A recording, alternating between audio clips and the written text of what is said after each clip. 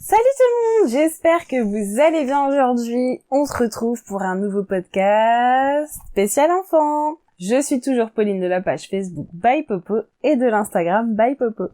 Bon, on va pas se mentir, le port du masque pour les enfants, c'est pas super cool. Donc j'attaque tout de suite avec un petit projet que j'ai beaucoup aimé faire parce que franchement les masques d'en coudre, j'ai un peu jusque là. C'est pas le projet le plus intéressant. Il paraît qu'il y en a certains d'entre vous qui aiment coudre ce projet. Manifestez-vous en commentaire, démasquez-vous. Moi, j'ai pas du tout aimé. Mais je le fais quand même avec bon cœur pour mes proches. Et j'ai totalement craqué sur le concept d'Hélène Lescaut. Donc c'est vraiment une illustratrice que je suis de près. J'aime beaucoup son travail. Et elle a créé 20 designs. Donc il y avait une petite précommande d'un panneau de tissu où ça fait des bouches de petits monstres.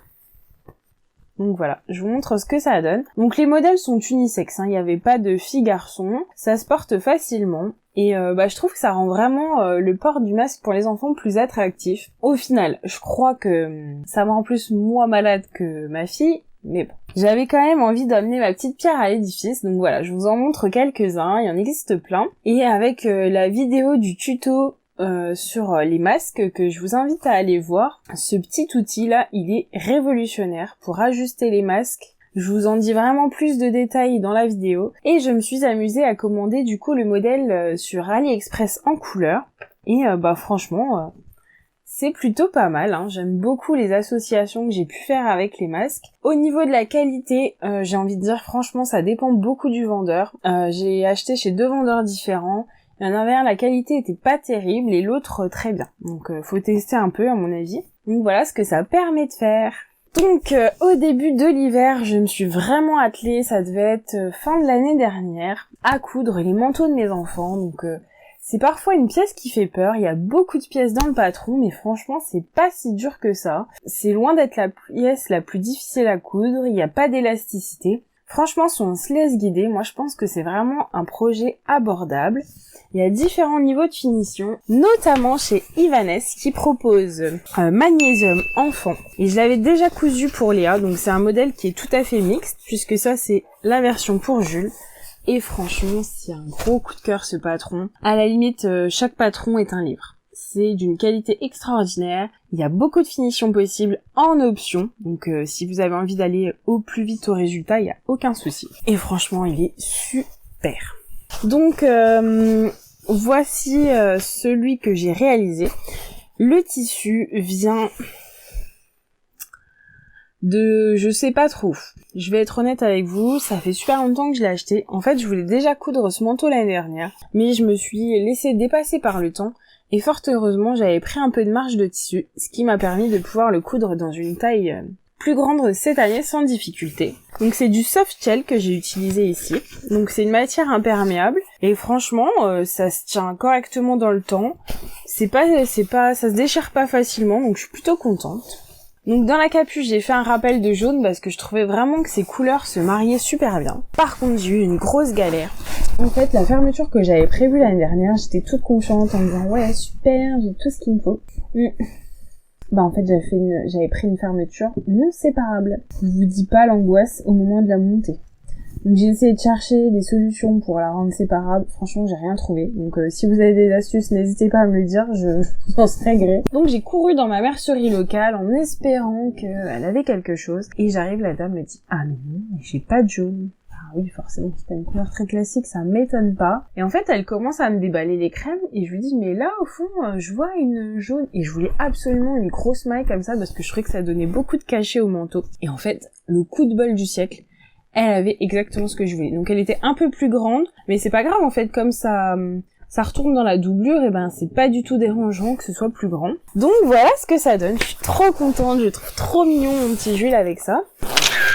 Et à l'intérieur, j'ai acheté une doublure, donc je savais pas que ça existait. C'est une doublure matelassée et un petit peu glissante, donc c'est génial, ça n'accroche pas les vêtements. Donc c'est trop top. Je me suis cassé la tête à faire toutes les finitions proposées. Donc là je lui ai remis un petit passepoil jaune. Franchement je suis trop amoureuse de ce manteau. et lui aussi, donc double satisfaction, j'ai envie de dire. Donc Magnésium enfant, qui va du 1 au 12 ans, un patron mixte, et du coup je trouve ça génial. Si comme moi vous avez garçon et fille, ça évite d'acheter 36 patrons et on peut s'en resservir. Pour Léa, il y a fort longtemps, j'avais cousu le manteau Claudine de Color La Vie. Et c'est un manteau, si vous voulez, qui donne un petit effet princesse. Et franchement, je trouve ça trop classe, j'aime beaucoup. Elle l'a gardé 2 ans. Donc je me suis dit que c'était quand même un investissement qui valait le coup. J'ai décidé du coup de lui en recoudre un. Alors honnêtement, ce modèle, il prend beaucoup de temps à coudre. Parce que, c'est un modèle très travaillé, assez évolué. Donc je vous montre la version de cette année avec beaucoup de plaisir. C'est un tissu sur lequel j'avais trop craqué, donc qui est imperméable, qui vient de la Pandalove Fabric. Donc c'est une mercerie qui propose vraiment des designs propres à leur marque. Je trouve ça canon ce qu'ils font. Donc regardez-moi ces couleurs de folie. Donc par contre c'est un tissu qui va beaucoup s'effilocher, donc faut bien le surjeter avant le montage et après tout se passe bien. Mais franchement, je suis trop fan quoi, j'adore. Donc j'ai mis la même doublure que pour le frangin dans la capuche et au final ça a beau être pas les mêmes tissus, je trouve que ça passe bien tous les deux. Le modèle Claudine va du 2-3 ans au 10-11 ans. Donc j'aime beaucoup les volants derrière. À la première version, j'avais fait un nœud dans le dos et ma choupette, elle s'est souvent sentie gênée quand elle s'asseyait. Donc je trouve que le nœud, il est juste magnifique. Bon, elle en voulait pas, du coup j'ai pas insisté. J'ai pas l'impression que ce soit un problème que les autres couturières qui ont fait le modèle aient. Voilà, bon, ça gênait choupette, du coup je l'ai pas mis, mais je le trouve vraiment trop mignon avec le nœud. Et je vous montre, donc elle commence par contre un peu à s'user, hein. Je trouve que c'est quand même une mercerie qui coûte cher, là, cette petite fermeture éclair multicolore. Franchement, ça m'a coûté un bras, hein. Je me souviens plus exactement combien. J'ai couru l'acheter chez Mondial Tissu parce que je trouvais que ça s'accordait juste trop bien au modèle, et en fait, même problème que Jules. J'avais déjà acheté le matériel pour faire l'année dernière, mais son manteau lui allait encore, donc j'avais pas coudre de doublon, pour le plaisir. Donc du coup, je lui ai pas cousu et j'avais pas la fermeture adaptée à sa taille pour cette année. Donc voilà la raison de mon petit footing. Mondial Tissu, c'est quand même pas la porte à côté de chez moi, donc heureusement je crois que j'avais quelque chose à faire dans cette ville, mais franchement je suis trop fan de ce modèle. Je vous montre la photo portée. Donc franchement je suis contente parce que il y a des gens à l'école qui me font des compliments sur le manteau, donc franchement ça fait chaud au cœur. Et pour aller avec le manteau, donc ce coup-ci j'ai tenté un peu plus de sobriété quand même. J'ai cousu Rosie et Zoé. Donc voilà, ça se marie bien avec les couleurs du manteau. Là, c'est le cœur des fleurs qui est de ce rose-là. Là, on a des fleurs écrues et on a pas mal de roses qui pètent. Donc je trouvais ça trop chouette, là, le petit volant sur un snood, j'avais jamais vu ça. Donc je remercie Makerist car en tant qu'ambassadrice, j'ai pu recevoir ce patron gratuitement, donc c'était cool. Mais c'est un patron qui est de Color La Vie à la base. Donc avec le petit suite torsadé. Donc j'ai trouvé chez Glitter Poupie, le suite rose, je l'ai trouvé chez Lulu la Luciole, et le petit volant rose, je l'ai trouvé dans mon stock, tout simplement. Donc moi j'avais flashé sur ce modèle parce qu'en plus j'avais vu que chez Color La Vie, il y avait comme un effet bombé en fait autour du snood, et je trouvais ça trop canon. Mais en fait je crois que c'est la photo qui donnait cette impression là, d'ailleurs c'est pas la photo de mise en vente du patron si je dis pas de bêtises. Et en fait j'ai bien envie de tenter pour une prochaine version à insérer quelque chose pour que ça fasse un petit boudin, et je trouverais ça en fait trop joli. Donc à voir si ça donne de la structure ou si c'est complètement une mauvaise idée. Je pense que je testerai. Et voilà donc le bonnet qui va avec. Oh là là, je suis trop fan. Donc c'est un bonnet un peu loose, vous savez, qui retombe un peu sur la tête, pas qui épouse exactement le crâne. Ça doit se porter un peu comme ça si vous voulez, un peu tombant. Le pompon, donc je l'ai eu chez Glitter Poupie comme le suite, donc il est juste trop doux. Ils ont plein de couleurs et je vous avoue que au vu des couleurs du manteau, en fait je le changerais bien pour un pompon rose, mais Choupette en avait besoin tout de suite, donc j'allais pas trop attendre. Mais si j'ai l'occasion de le changer, je l'ai pas fixé complètement, donc je pense que je ferai ça. En plus je lui ai mis une petite étiquette personnalisée que j'avais depuis un moment dans mon armoire, donc elle est à fond dans les princesses, les paillettes, les fées, donc voilà, fait par une fée. Je lui ai pas fait quand même le bail popo là juste sur le crâne avec les étiquettes personnalisées que j'ai. Je me suis dit oh la pauvre, je vais lui épargner ça. Donc voilà, j'ai mis quelque chose de plus sobre, mais j'aime beaucoup ce bonnet. Franchement à la limite j'en voudrais bien pour moi. Faut voir, peut-être que la grande taille, j'ai une petite tête, ça pourrait peut-être passer. À voir. Alors ensuite on va passer d'un autre extrême je me suis rendu compte que j'avais oublié de vous parler du petit maillot de bain que j'avais cousu il y a longtemps. Donc c'était cet été. Et sachant que nous on va régulièrement à la piscine, alors ça c'était avant tout ce qui était Covid. Et du coup je l'avais vraiment beaucoup aimé. C'était un modèle de petit homme. Donc là vous avez le haut. C'est le maillot de bain Baya. Donc qui va du 2 au 16 ans. Et franchement il est super simple à coudre. Il y a plein de versions dans le patron. Et je voulais vous le montrer aussi parce que le Liberty je le trouve mais trop canon quoi. C'est du Lycra Liberty. Donc j'avais un peu galéré à l'avoir chez Motif Personnel parce que tout le monde se ruait dessus. J'avais aussi les bretelles. Oh la loose, ma batterie elle vient de tomber en rade, ça m'était jamais arrivé. Bon voilà, il y a une première à tout dans ce podcast. Donc du coup, soyez pas surpris par le changement de lumière. En fait, j'ai juste changé de support de vidéo. Donc je vous disais, donc le petit maillot de bain de petit homme, donc il est très simple à faire, il est chouette. Moi j'ai juste des problèmes avec l'élasticité, mon tissu est très élastique, mais malgré que je couds à la recouvreuse, j'ai du mal à avoir une élasticité suffisante. Et du coup je dois faire des retouches sur la petite culotte. Donc c'est pour ça que je vous la montre pas, parce que mes points ont sauté au niveau de la taille, donc fort heureusement ça avait tenu tout le temps que ça devait. Mais voilà, si vous avez des conseils, moi je mets du fil mousse dans la canette de la recouvreuse, enfin c'est pas vraiment une canette, mais si vous en avez une, je pense que vous comprendrez aisément ce que je veux dire. Et dans les autres boucleurs, je mets un fil plus classique quoi. Mais j'arrive pas du tout à avoir l'élasticité suffisante pour qu'elle puisse l'enlever et le mettre sans difficulté. On revient aux cousettes plus dans ce moment. Et donc là, je vais vous présenter un petit robin. Donc ça ressemble beaucoup au modèle Scott que je vous présente régulièrement, sauf que c'est basé sur le suite. Donc comme moi j'aime beaucoup le modèle Scott, à chaque fois, je supprime volontairement la poche du devant. Il y a une poche centrale prévue par le patron. Vous avez des petites bandes qui reviennent là sur le devant, je trouve ça très esthétique et très joli. Donc c'est un modèle de Super Bison qui va du 2 au 12 ans. Donc tous les tissus viennent de chez Glitter Poupy. Donc mon fiston est fan des renards, donc forcément j'avais craqué sur cette collection. Donc voilà. C'est toujours un modèle que j'apprécie autant. Chez Super Bison ça taille super bien, je suis jamais déçue. Donc voilà ce que ça donne.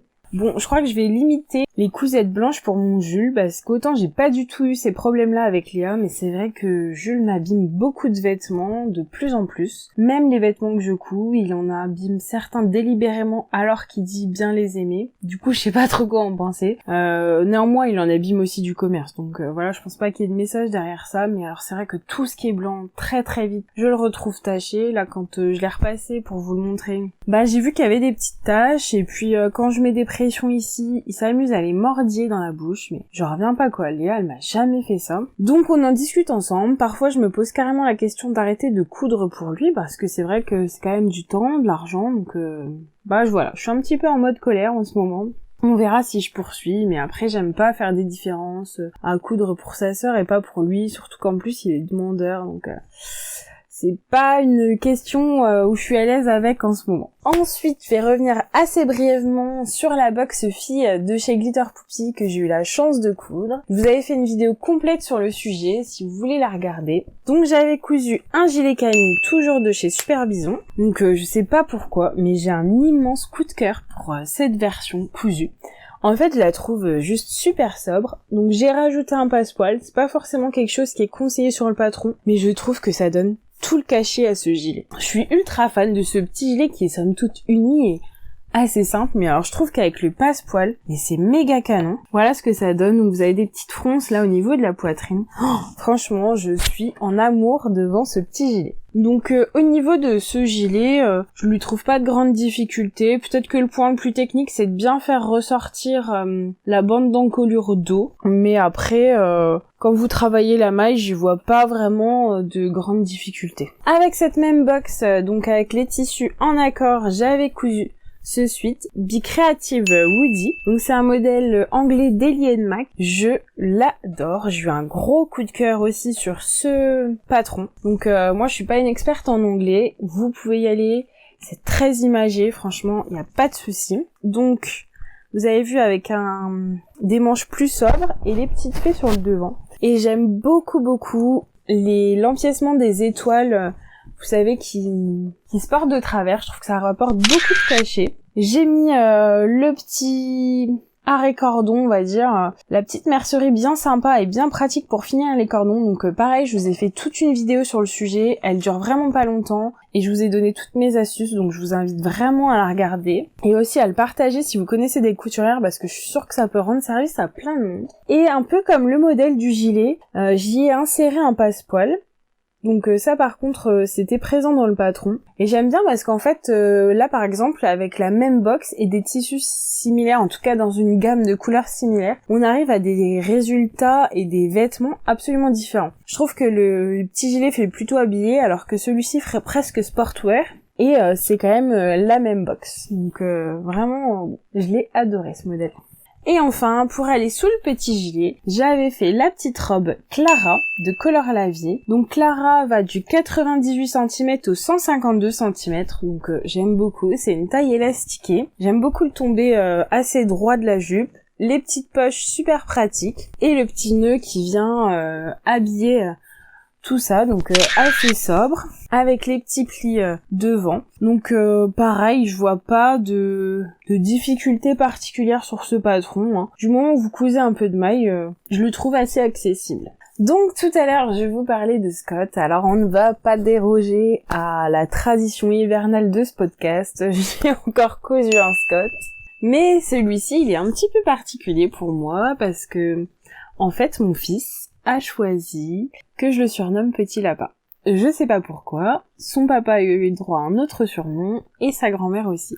Donc ça m'était jamais arrivé en fait, parce qu'il a choisi ça tout petit, et il y tient, donc on respecte. Donc forcément j'avais envie de lui coudre des petits lapins. Alors je saurais pas vous dire où j'ai trouvé ce tissu, puisque je l'ai acheté sur un marché il y a déjà un petit moment déjà. Et je trouve que tout l'avantage de ce patron Scott de Superbison, donc, qui va du 2 au 12 ans, c'est de pouvoir mêler des jerseys motifs avec un peu d'uni. Parce que je trouve que quand on coud du jersey, ça dérape vite en pyjama. C'est pas toujours évident à associer. Et du coup, je trouve que ça se marie super bien. C'est franchement un patron coup de cœur. Il n'y a pas de difficulté particulière puisqu'on est bien accompagné pour réaliser la petite patte bouton. Donc franchement, c'est une pépite ce patron. J'ai aussi participé au test de Roselyne de Color La Vie. Donc là c'était un tissu que j'avais vu à la Panda Love Fabrique et je le trouvais trop beau, je le gardais précieusement. À la base je l'avais acheté pour moi, mais en fait je me rends compte que il est pas si facile que ça à porter. Du coup comme je cherchais un petit look rock'n'roll pour cette robe en tulle, et je trouvais que du coup c'était l'association parfaite. Mais j'ai eu un gros problème avec le tulle, je l'ai acheté chez Rascol, il m'a été vendu pour souple et il l'est pas suffisamment. Du coup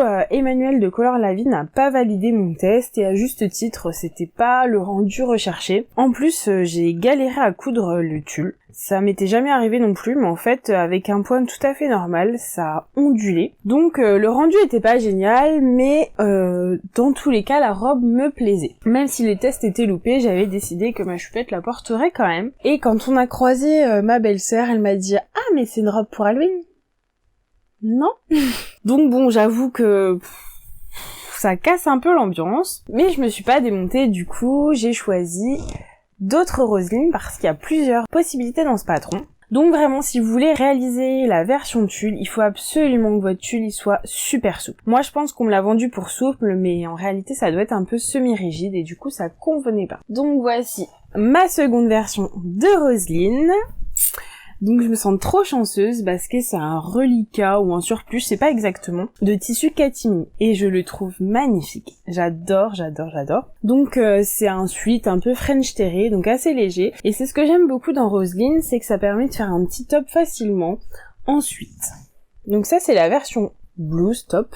Donc regardez-moi ces couleurs de folie, j'aime beaucoup. C'est une copine qui me l'avait acheté parce que je crois que le tissu vient de Bleu Vosges, il me semble, donc trop chanceuse. Donc Roselyne va du 98 cm au 146. Là, il n'y a pas de difficulté technique particulière, il faut juste avoir un petit peu de patience pour faire les fronces, mais sinon c'est un modèle très simple. Le temps a passé, et en fait je me rends compte que je vous avais pas montré la robe que j'avais cousue pour Halloween.